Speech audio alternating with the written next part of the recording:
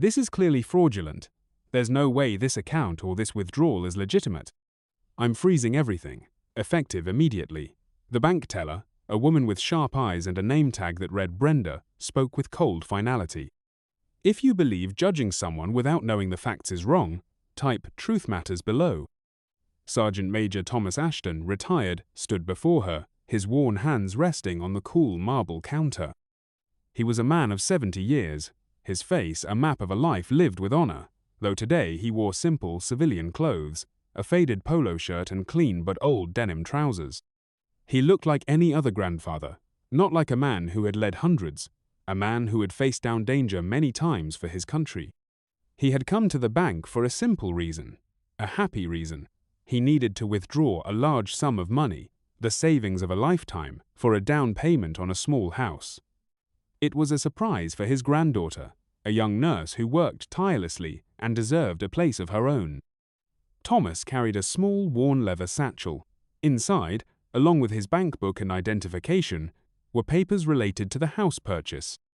He also carried a small folded card, something he hadn't looked at in years, tucked away in a corner of his wallet. It was a reminder of a promise, a connection from a life he rarely spoke about. Brenda, the teller, tapped her pen impatiently on the counter. "Well, do you have anything to say for yourself? Attempting to access funds this way is highly suspicious." Thomas met her gaze, his own eyes calm despite the insult. "Ma'am," he began, his voice quiet but firm, "there must be some mistake. This is my account. I have all the necessary identification." He pushed his driver's license and his military retiree identification card across the counter. Brenda barely glanced at them. "These could be fake," she said, her voice dripping with disbelief. "People like you come in all the time trying these scams. You think we're fools?" Thomas felt a familiar weariness settle over him. He had encountered this kind of judgment before, people seeing his simple clothes, his quiet manner, and making assumptions. "I assure you, ma'am, I am not trying any scam. I just need to access my own money." He tried to keep his voice even, to show no anger. Years in the military had taught him the value of discipline, even when faced with unfairness.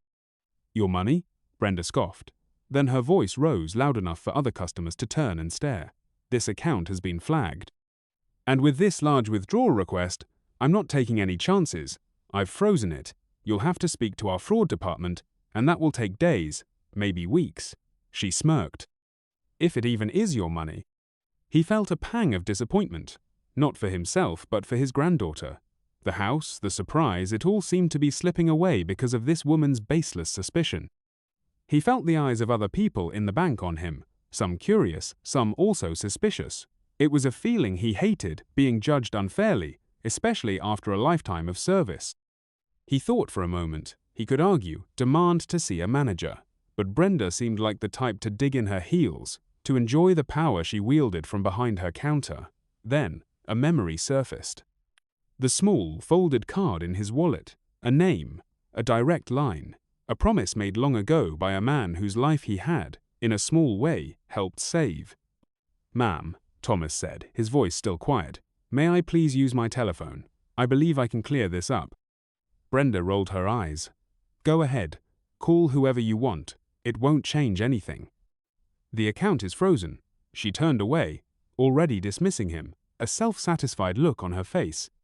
Thomas stepped away from the counter, pulling out his old, reliable cell phone. His fingers, though slightly stiff with age, found the worn card in his wallet. He dialed the number. It rang twice.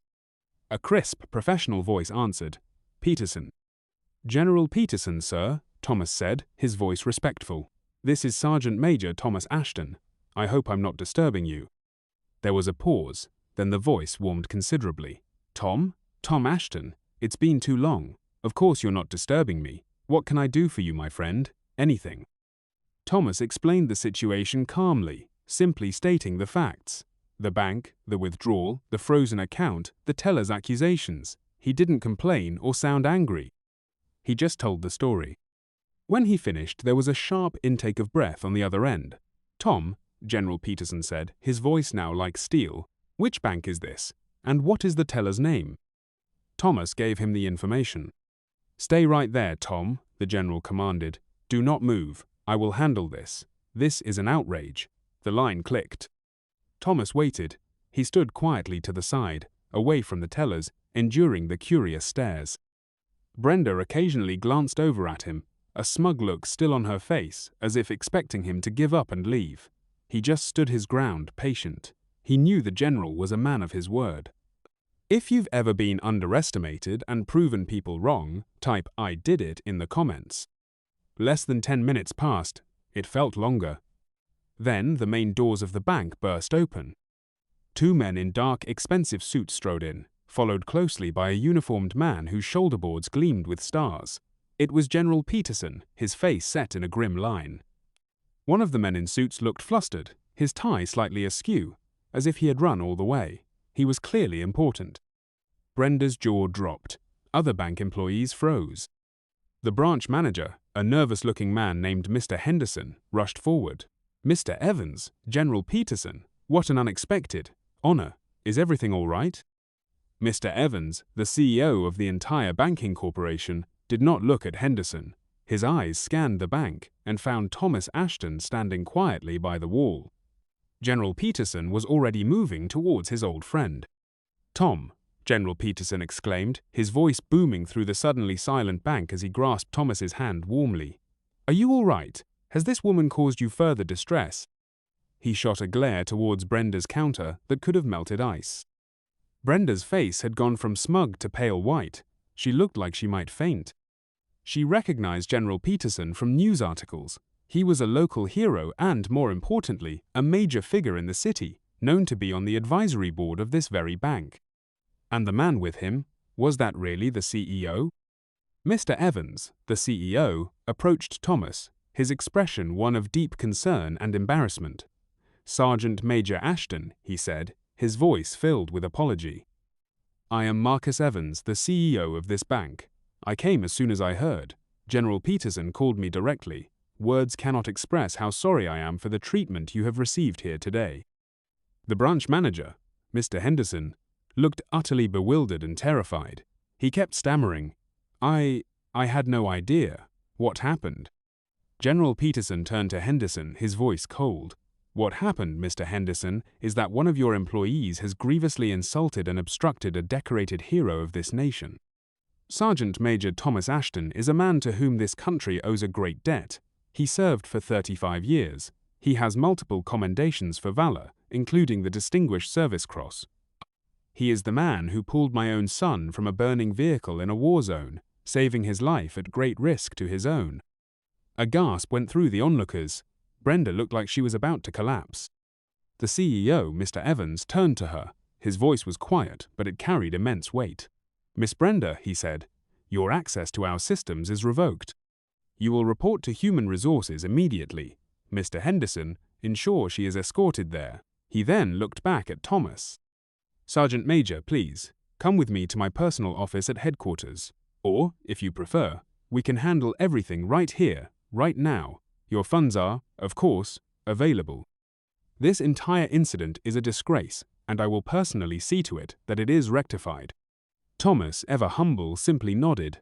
"Thank you, Mr. Evans. Thank you, General. I just wanted to get the down payment for my granddaughter's house." "And you shall," Mr. Evans said firmly. "Mr. Henderson, please facilitate Sergeant Major Ashton's withdrawal immediately, waive all fees, and arrange for a cashier's check or secure transport for the funds, whatever he prefers, with our deepest apologies." He then added, "And Sergeant Major, as a small token of our profound regret for this experience, the bank would like to offer you its premier private banking services, free of charge, for life. And perhaps," he glanced at General Peterson, "we can discuss a contribution towards your granddaughter's housewarming." Brenda was quietly led away, her career at the bank clearly over. She looked back once, her face a mixture of fear and dawning realization of the magnitude of her mistake. The other customers, who had watched the entire drama unfold, now looked at Thomas with awe and respect. Some even started to clap softly. Thomas finally received his funds, handled with utmost care and courtesy by a visibly shaken Mr. Henderson.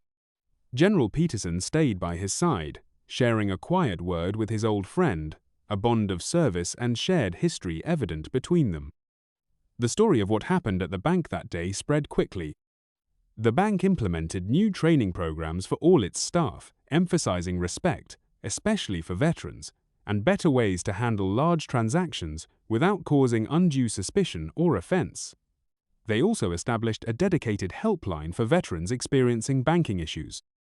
Sergeant Major Thomas Ashton got the house for his granddaughter. He remained the same quiet, humble man he had always been. He was glad that justice had been done, not just for him, but for the principle of the thing.